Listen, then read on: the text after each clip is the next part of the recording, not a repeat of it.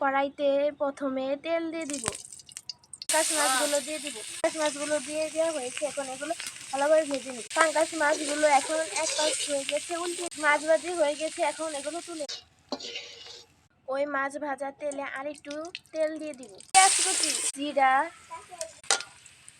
একটু পানি, ধনিয়ার গুঁড়া, জিরের গুঁড়া, গুঁড়া, পরিমাণ মতো লবণ, পেঁয়াজ বাটা, বাটা, আদা বাটা ভালোভাবে মিশিয়ে দেব। মশলাগুলো